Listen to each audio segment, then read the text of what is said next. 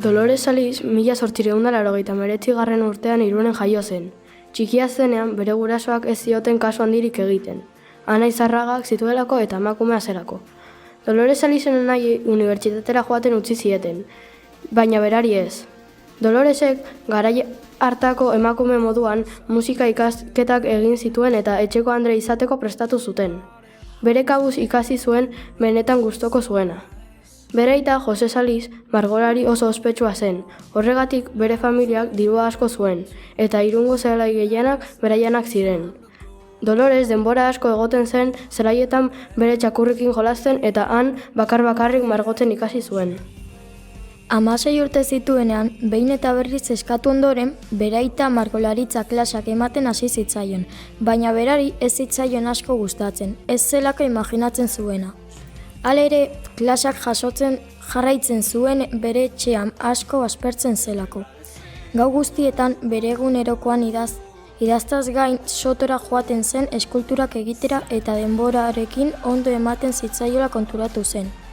Egun batean, gau guztietan bezala, sotora joan zen eskulturak egitera, baina gau hori desberdin izan zen, bere aita sotoan agertu zelako. Ara, zuk egindako eskulturak dira? Zer artista zaren? Irungo pertsona guztiak gure etxera gonbidatuko ditut zure eskulturak ikus ditzaten.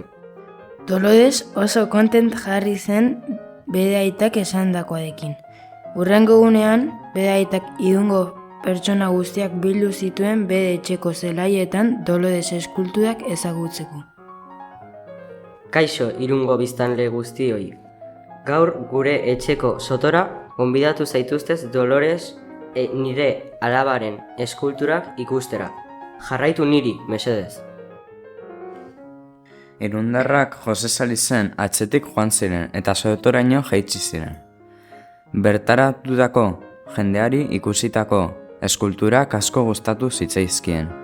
Hala ere, Doloresekin haserratu ziren emakumea zelako, eta emakumeek ezin zutelako artelanik egin.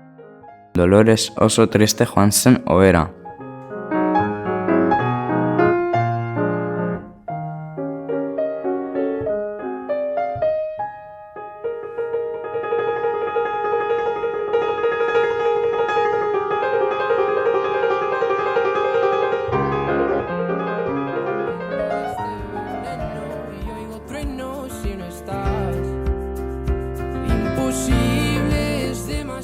Mila 1937an, Espainian gerra zibila zegoenez eta oso arriskutsua zenez egoera hartan, Irunen bizitzea 38 urte zituela, bere familiarekin Parisera joan zen bizitzera.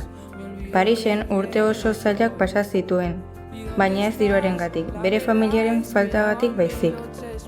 Doloresek ez zekien non zegoen bere familia eta oso kezkatuta zegoen. Parisko kaleetan bere eskulturak saltzen hasi zen. Poliki-poliki bere lana fama hartzen joan zen eta geroz eta eskultura gehiago saltzen zituen. Hazkunde hau ikusita denda bat ireki zuen bere eskulturak erakutsi eta saltzeko. Baina gau batean, lapur batzuk bere dendan sartu ziren bere eskulturak lapurtzen. 467.000 pesetako balioa zuen eskultura bat lapurtu zuten. Momentu hartan, hain justu ere, bazegoen pertsona bat eskulturarekiko interesa zuena, eta ondorioz, Doloresek azkar berreskuratu beharra zuen ez bazuen salmenta hura galdu nahi. Kalera joan zen eta jendeari galdetuz denda klandestino bat aurkitu zuen etxe bizitzarekin batean.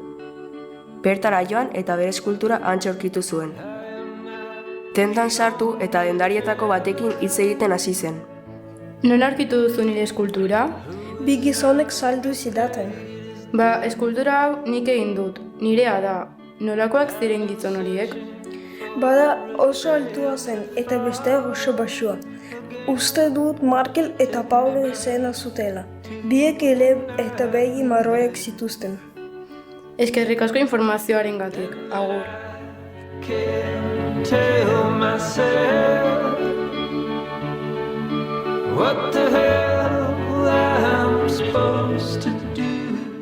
Doloresek egun guztia Markel eta Pabloren bila pasa zuen.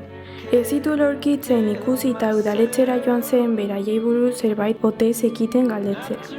Bertan, Pablo eta Markel Tahitira joan zirela esan zioten, eta ondorioz Doloresek bilaketa bertan behera utzi zuen, eta hauek zigorgabe geratuko zirela onartu behar izan zuen amorru handiz. Hala ere, Frantziara emigratu zuenetik, irundar asko bezala, bere arteak arrakasta handia izan zuen eta horrek diru asko irabazteko aukera eman zion. Artista famatua zen bertan, baina gerra bukatu zenean bere herrira bueltatu nahi izan zuen, bere artea bere jaioterrian erakusteko.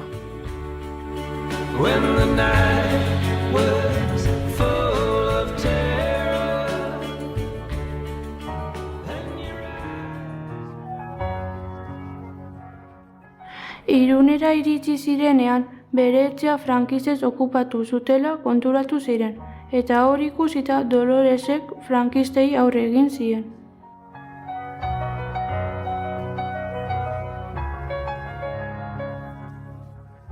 Zer ari zarete gure etxean? Frankistak gara. Hilko zaitut, ez dugu okuparik nahi. Kar, zer esan du honek? Ez diguzu zer egingo gorrintxu. Kar. Alderantziz izango da. Zuek izango zarete gure esklaboak. Tira, ados, baina utzi zotoa bizitzen behintzat. Utziko dizuegu, baina egunero norbait igoko da guri laguntzen. Ados.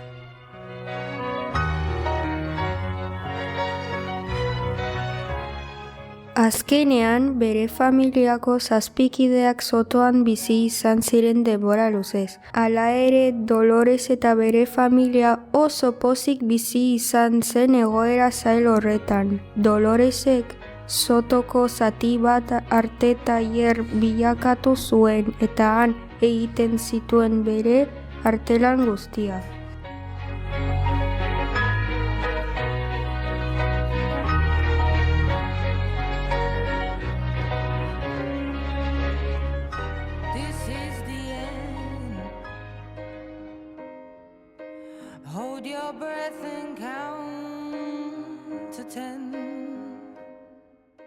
Gau batean, Doloresen semeak ezin zuen lo egin, hotza zeukalako. Orduan, Doloresen berokia hartu zuen eta eskuak poltsikoetan sartzean bere amaren egunerokoa aurkitu zuen. Urteetan idatzitako egunerokoa. Jakin minez, egunerokoa irakurri zuen eta bere aitari erakutsi zion. Begira eta zer aurkitu dan, amaren egunerokoa da. Doloresen senarra harrituta geratu zen irakurri zuenarekin. Honekin zerbait egin behar dugu. Editore bati erakutsi behar diogu publikatu dezan, oso ongi idatzita dago. Hori da, ideia bikaina eta. Orduan, Doloresen senarra irungo editore batengana joan zen. Egunerokoa irakurtzeko eskatu zion eta berari bezain interesgarria iruditzen bazitzaion, Dolores Alisen izenean publikatzeko eskatu zion. Hurrengo egunean bertan, editoreak publikatzeko interesa zuela adierazi zion, eta handik gutxira liburua argitaratu zuten.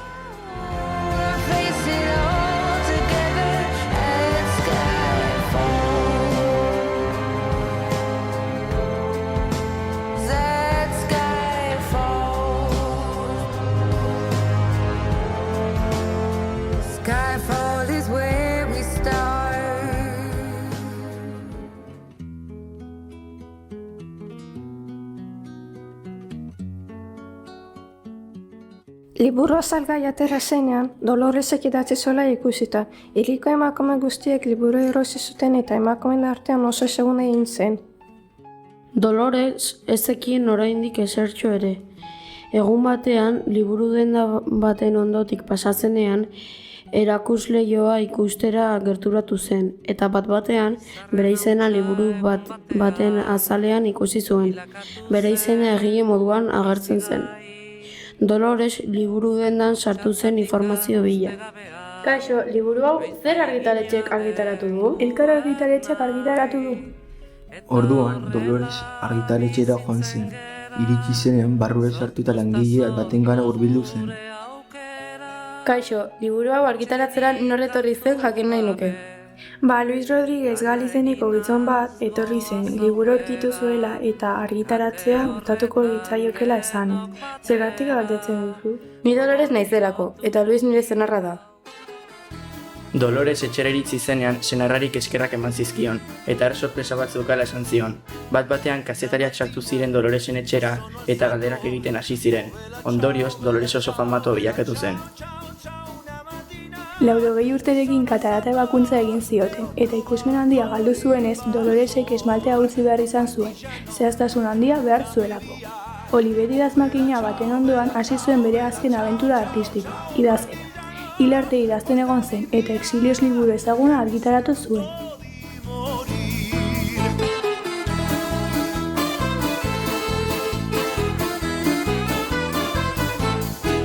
Se io muoio da partigiano, oh vela ciao,